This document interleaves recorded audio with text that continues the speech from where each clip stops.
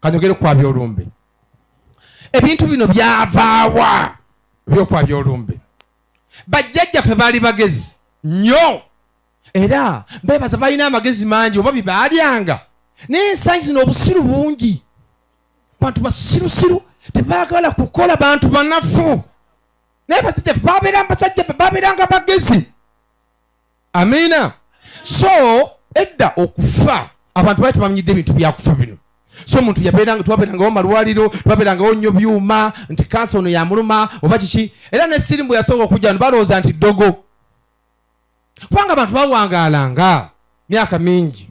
So ekintu bwe kyalumbanga omuntu n'ayongobera, bino byengira nabisoma ku intaneti, waliwo yawandiika n'awandiika ku bintu bino ebyokwabya nange bwe nasoma bwe naaba nyina ensobi gye nkoze munangolola.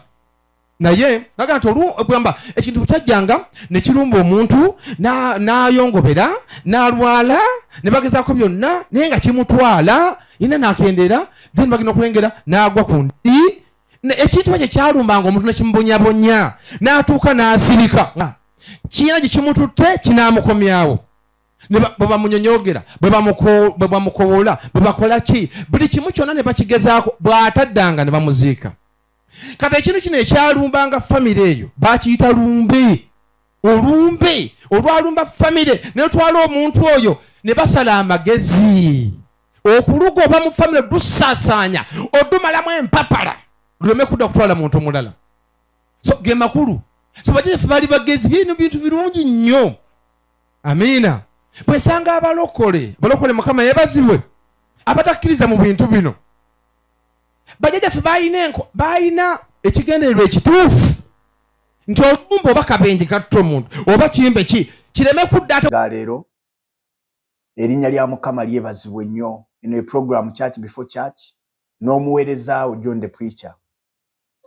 Bassebo ne bannyabo, nsaba munzikirize olunaku lwa leero, weewaawo nga si nkola yange ya bulijjo, twanukule muganda waffe mukadde waffe Father, tusobole okubaako bye tutangaaza mu nsonga eyo olw'ensonga ziringa bbiri. Ekisooka asabye nti bwe wabaawo ekitatambudde bulungi tusobola okumutereeza. Ekyokubiri, mu kusomesa kwe n'agattamu abalokole ng'agezaako okubanenya olw'obutayabya nnyimbe. Naye bassebo ne bannyabo ku nsonga eyo yennyini, newankubadde nga tetunabikula Bayibuli, ne tusigala ku nsonga yennyini gy'ayogeddeko, ensonga lwaki olumbe lwajja, era olaba nga mu mulembe guno tetugwanidde kulwabya. Mukadde waffe Father atugambye nti ekyaleeta okwabya olumbe be bantu abaatyanga okufa mu biseera ebyo, kubanga baalinga tebalina byuma, era nga omuntu bw'afa kireeta entiisa nnyingi. Ne basalawo baabyenga olumbe olumbe lulemenga okkomawo nate mu maka ago okuddamu okutta abantu abalala.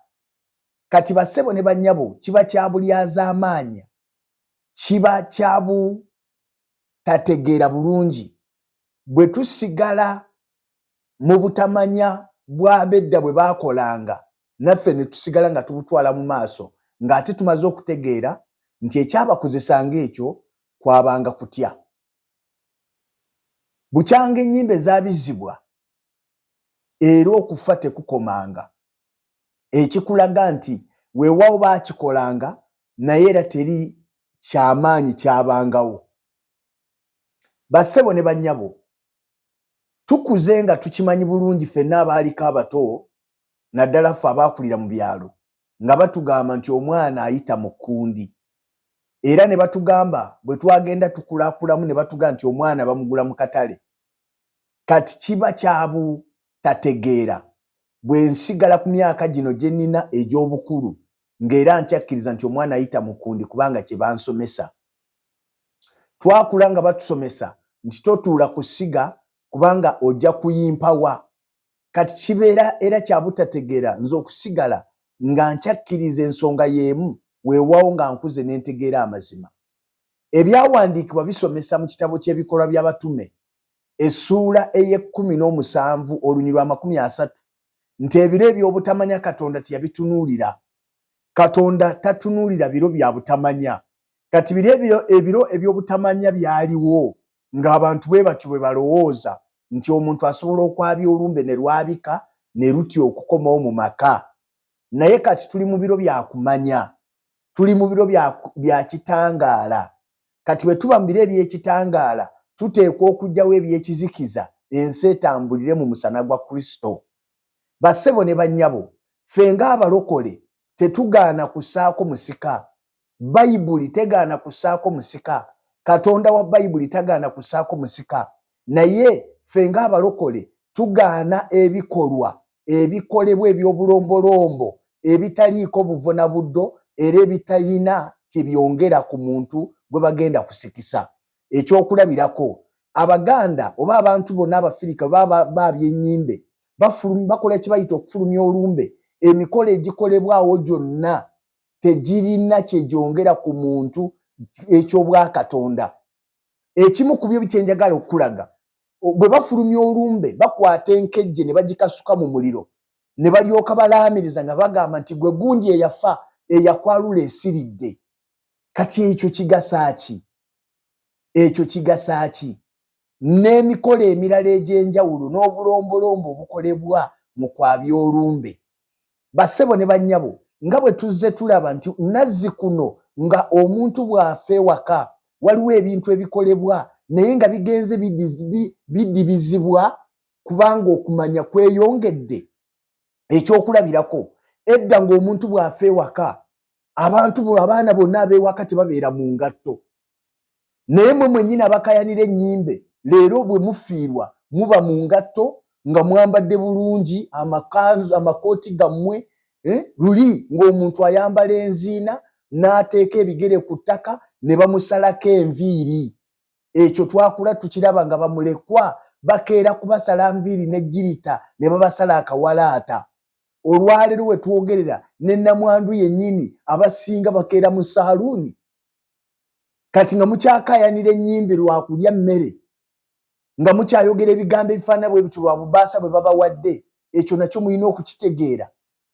Okussaako omusika si kibi kya Bayibuli, kubanga ne Musa bwe yafa baateekako omusika gwe bayita Yoswa. Era Bayibuli yennyini yeekulaga n'okulaga nti n'abakazi basobola okusika, biri mu Bayibuli. Naye ebikolwa bino ebikolebwa nti kwabya lumbe, bassebo ne bannyabo, egyo emikolo ffe tetugyenyigiramu. Kati Bayibuli yesomesa bw'eti, ntandise okusoma Bayibuli. Mu kyamateeka essula ey'e14 olunya olusooka, Bayibuli egamba bw'eti, mwe muli baana ba Katonda wammwe, temwesalanga so temumwanga kiwalaata kyonna wakati w'amaaso gammwe olw'abafu, kubanga oli ggwanga ttukuvu eri Mukama Katonda wo, era Mukama yakulonda okuba eggwanga ery'envuma gy'ali okusinga amawanga gonna agali mu maaso g'ensi.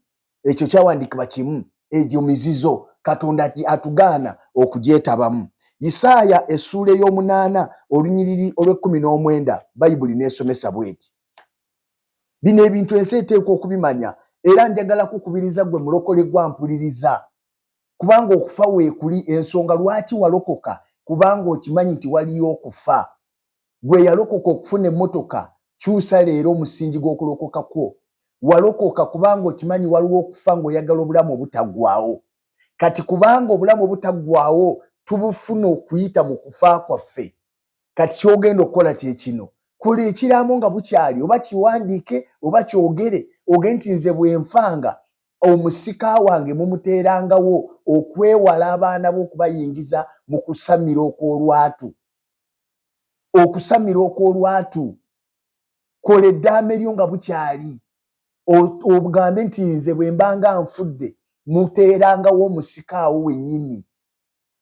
Omusika kya bwakatonda, okusika kya Bayibuli, okusika kya bwakatonda, okusika abalokole tukikkiriza. Kye tutakkiriza bwe bulombolombo n'obulogo n'obusamize obuli mu mikolo gy'okwabya olumbe.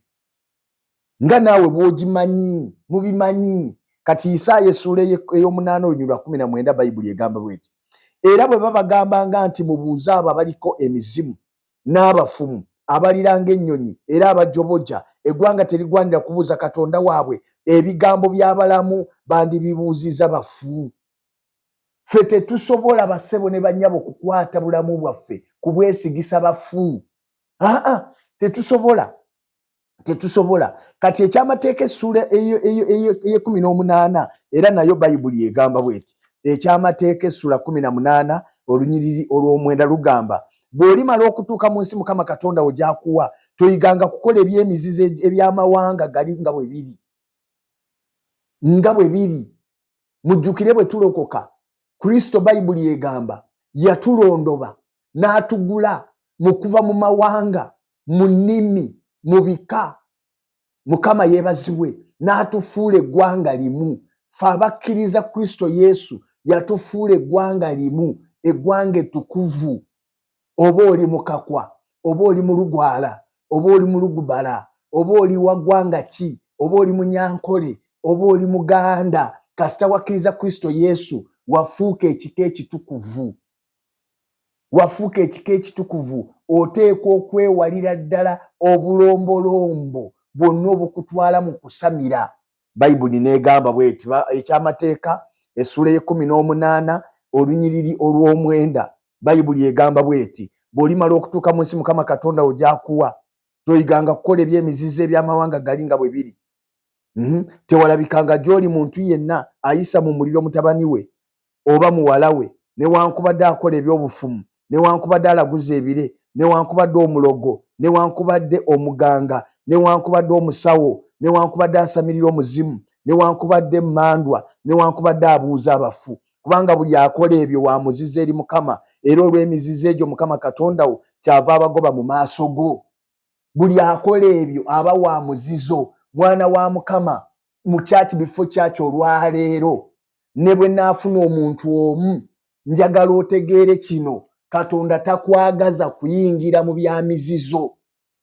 Ebyo eby'emizizo simanya akamba akaddugavu akawalumbe, ebyo byamizizo. Simanyi bakwasa effumu erya ddungu, effumu. Mukama yeebazibwe nnyo. Bassebo ne bannyabo njagala kubategeeza nziramu era okukikkaatiriza. Ffe ng'abalokole, ffe ng'abaana ba Katonda, ffe ng'abasoma Bayibuli tukkiririza mu busika naye tetukkiririza mu kusamira na bulombolombo obw'ekirogo obubeera mu kwabya ennyimbe. Obusika tubukkiririzaamu 100 naye tetukkiririza mu bintu ebyo byonna bye musula mukola ekiro. Ebyo mukola ekiro simanyi mufulumya ennyimbe, okwejaga ogwo kwe mukola, okwo kwe mukola okwo, ne mukola emikolo gya walumbe, ebyo mukola ebyo tetubikkiririzaamu. Katonda tabikkiririzaamu. Byatandikibwa bantu olw'okutiitiizi n'okutya okufa, ate ekyavaamu emizimu ne bibiyingiramu ne bitandika okuba nga bya bulombolombo bwa mizimu. Tetubikkiririzaamu. Naye okwabye okusaako abasika tubasaako nnyo nno mu linnya lya Mukama waffe Yesu. N'olwekyo ekyo kyenjagadde mutegeere baleme kubeereyo nga babalimba. Omulokole oleme kubeereyo nga bakulimba ogende kubanga kulumbe bafumbye ennyama, ogenda kulya ennyama egenda okufuukira ekizibu. Mukama abampeera omukisa, mbaagereza saaviisi ennungi. Nze John the Preacher.